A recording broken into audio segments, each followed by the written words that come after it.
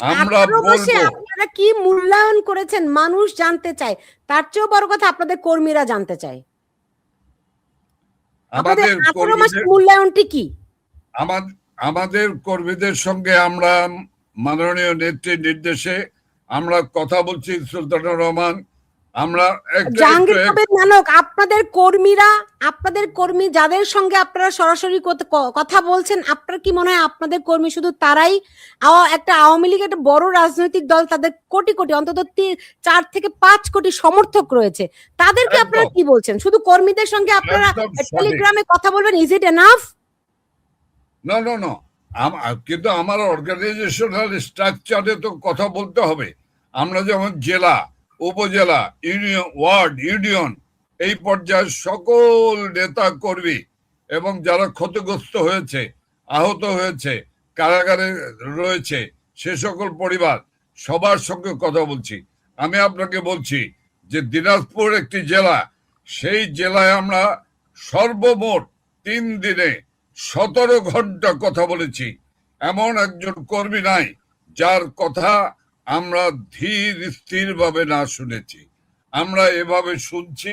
আপনাদের কর্মীদের পেটে ভাত নাই, থাকার জায়গা নাই। এখন এই নির্বাচনের পর তারা মনে করছে হয়তো ঘরে ফিরতে পারবে, কেউ কেউ পার্টি অফিস খুলছে। তাহলে আপনি আবার বললেন আমাকে আপনারা এরকম কোনো নির্দেশনা দেননি, তাহলে তারা খুলছে কেন পার্টি অফিস? তাদের আকাঙ্ক্ষা কি আপনারা ধারণ করতে পারছেন? তাদের আবেগ, তাদের আকাঙ্ক্ষা আপনারা ধারণ করতে পারছেন? আপনারা কি সেটা অনুভব করতে পারছেন?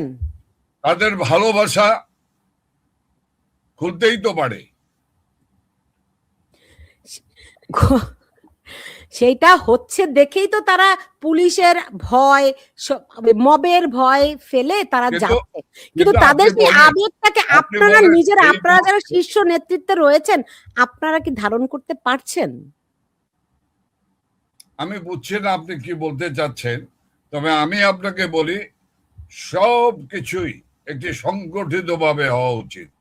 আমি সারা দেশের নেতা কর্মীদেরকে আমি বলবো, সংযত থাকুন, স্থির থাকুন।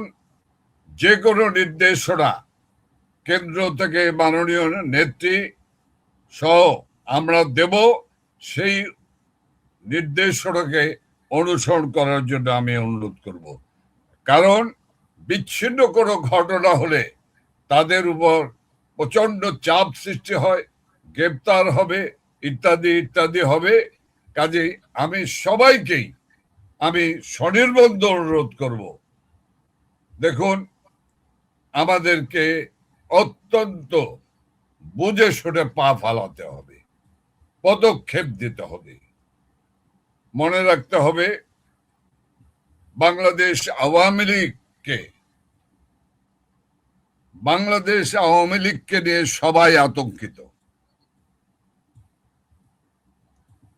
ভয় ভীত, সন্ত্রস্ত। সেই কারণেই তো আওয়ামী লীগকে নিষিদ্ধ করেছিল, সেই কারণেই তো আওয়ামী লীগকে নির্বাচন থেকে বাইরে রেখেছিল। ৬২% মানুষকে এই নির্বাচন প্রক্রিয়ার বাইরে রেখে যে নির্বাচন হলো, কোন কেন্দ্রে কুকুর গিয়েছে, কোন কেন্দ্রে ছাগল গিয়ে দাঁড়িয়েছিল, ম্যাক্সিমাম কেন্দ্রগুলি ছিল ফাঁকা, শূন্য, ভোটার শূন্য।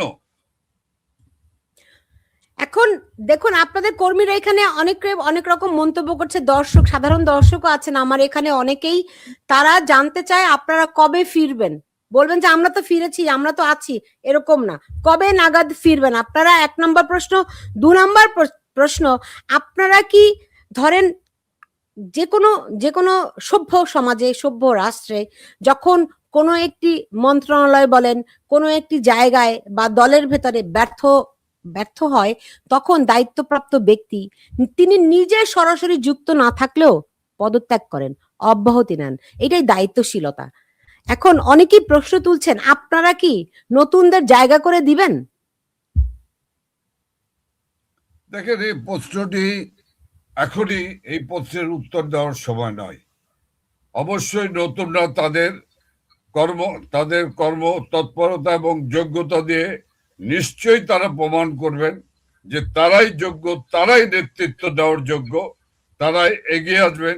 এটাই তো স্বাভাবিক, এটাই তো স্বাভাবিক। এবং আমরা সেইটিকে আমরা সাধুবাদ জানাবো। তবে আপনি যেভাবে বলছেন সেটি আমাদের এখনই বলার সময় হয়নি, এখনই বলার কোনো সুযোগ নেই। ওকে, তবে আমি আবারও বলছি আপনার মাধ্যমে তরুণদেরকে, আপনারা এগিয়ে আসুন। নেত্রীও বলেছেন যে যেখানে কাজ করছেন সাহসিকতার সঙ্গে, তারাই নেতা, শুধু পদধারী হলেই নেতা না। শুনেন, এইটা বলে উৎসাহ দেয়া যায়, কিন্তু এটা দিয়ে দায়িত্ব পালন করা যায় না। দায়িত্ব একটা আলাদা জিনিস। আপনি এইটি বলে উৎসাহ দিতে পারেন যে যেখানে নেতা, অ্যাটলিস্ট এখন পর্যন্ত দলের একটা মুখপাত্র পর্যন্ত দেয়া যায়নি কেন ভাই? একটু অপেক্ষা করেন, একটু অপেক্ষা করেন। 18 মাস চলে গেছে, আওয়ামী লীগের মতো এত বড় একটা দলের 18 মাস লাগে সামান্য একটা মুখপাত্র দিতে? আওয়ামী লীগের দলের মধ্যে কি লোকের অভাব, নেতার কোনো অভাব?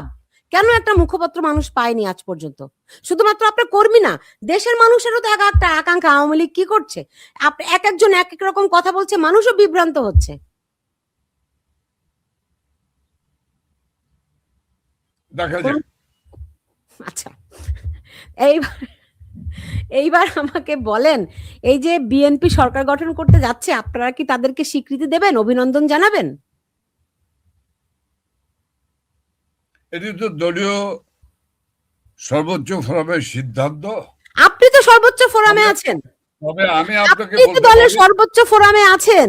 তবে আমি আপনাকে বলতে পারি, অভিনন্দন একটি সরকার গঠন হলে সে সরকার যে সরকারেরই হোক, যারই যে দলেরই সরকার হোক, এটা তো অভিনন্দন জানানো ইটস এ নর্মাল কাস্টমস। কাজেই বাংলাদেশ আওয়ামী লীগ অনেক খোলা মনের দল, আমাদের নেত্রী অনেক খোলা মনের মানুষ। আমি মনে করি যে অবশ্যই অবশ্যই অবশ্যই নেত্রী আমাদের পার্টির তরফ থেকে নিশ্চয়ই তিনি সঠিক কাজটি করবেন। উত্তরটা আমি কিছুই বুঝলাম না। বললেন অভিনন্দন জানানোটা একটা ভদ্রতা, নেত্রী সঠিক কাজটিই করবেন, মানে কি তিনি অভিনন্দন জানাবেন এমনটিই বলছেন? আপনারা কি করছেন? সবকিছু কেন নেত্রীর উপর আপনারা চাপিয়ে দেন? আপনারা কেন সবকিছু নেত্রীর উপরে চাপিয়ে দেন? সেটা আগে আমাকে বলুন। উনি পার্টির সভাপতি, তাই না? তাইলে আপনারা তাকে পরামর্শ দিতে ব্যর্থ হচ্ছেন। আমি কিন্তু আগেই বলেছি যে যে সরকারই হোক, যে রাজনীতিক দলের সরকার হোক, সেই সরকার গঠন হওয়ার পরে অবশ্যই এটা নর্মাল কাস্টমস অভিনন্দন জানানো। তারপরে কি আর উত্তর বাকি থাকে? প্রধানমন্ত্রী নরেন্দ্র মোদী অভিনন্দন জানিয়েছেন, ফোন করেছেন, প্রেসিডেন্ট ডোনাল্ড ট্রাম্প করেছেন, পৃথিবীর সব দেশ অভিনন্দন জানিয়েছে। আপনারা তাদের অভিনন্দন তো জানাননি, তত্ত্বাবধায়ক সরকারের দাবি নিয়ে এসেছেন। তো অভিনন্দন জানাতেন একটা মানে ক্রুশিয়াল মোমেন্টে, যে রকম নির্বাচনই হোক না কেন, নির্বাচিত তো হয়েছে, তারপরে অভিনন্দন জানিয়ে আপনারা তত্ত্বাবধায়ক সরকারের দাবিটি তুলতেন। না না না, তত্ত্বাবধায়ক সরকারের দাবিটি ছিল কিন্তু নির্বাচন পূর্ব। এখনই তো গঠন সরকারটি, এটা একটা নিয়ম রয়েছে। ওকে ওকে, এবার আপনি শুনেন, ধরেন অ্যাডভোকেট সরকার গঠন হওয়ার পরে তারপরে শুভেচ্ছা, আপনারা সরকার গঠনের পরে আপনারা শুভেচ্ছা জানাবেন।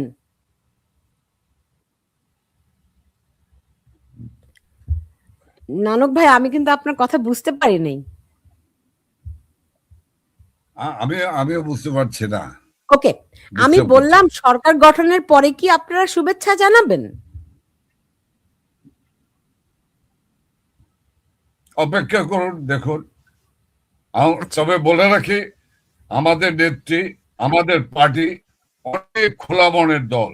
নিশ্চয় ভুলে যাননি যে আমাদের নেত্রী সেই নেত্রী যে কোকো ইন্তেকাল করা, খালেদা জিয়া পুত্র কোকো ইন্তেকাল করার পরে সোজা চলে গিয়েছিলেন শোক জানানোর জন্য শোকার্ত মাকে। কাজেই বিষয়গুলিকে সেভাবেই কিন্তু ভাবতে হবে। রাইট, আমরা নিশ্চয়ই দেখব মঙ্গলবার দিন তারা শপথ গ্রহণ করেন, আপনারা কি করেন দেখব। দেখুন, গত 3 দশক ধরে, মনে করেন 91 পরবর্তী সরকার থেকে বলি, আমাদের রাজনীতিতে অনেক রকম অসৌজন্যমূলক, অনেক ভয়ঙ্কর ভয়ঙ্কর প্রতিহিংসা রাজনীতি একেবারে পাকাপোক্ত করে গেড়ে বসেছে। এই 24 বাংলাদেশের রাষ্ট্রটির উপর যে আঘাত করেছে, সবাইকেই একটু কিন্তু নতুন করে ঘুরে দাঁড়ানোর জন্য একটা বলবো একটা ভেতর থেকে একটা চাপ তৈরি করেছে। সেইখান থেকে আপনার কি মনে হয় যে প্রতিহিংসার রাজনীতি, ধরেন আমি যদি বলি একটা মানে একটা একটা একটা কি বল মাইল ফলক হিসেবে, যে 21শে আগস্টের গ্রেনেড হামলা, এটি বাংলাদেশের রাজনীতির অনেক হিসাব নিকাশ বদলে দিয়েছিল। তারপরে আওয়ামী লীগ অনেক বছর শাসন করেছে, তারাও অনেক প্রতিহিংসা পরায়ণতা দেখিয়েছে বিএনপির প্রতি। যদি বলি কাটায় মানে কি 2 2 4, মানে প্লাসে কি মাইনাসে মাইনাসে প্লাস, একটা কথা থাকে না?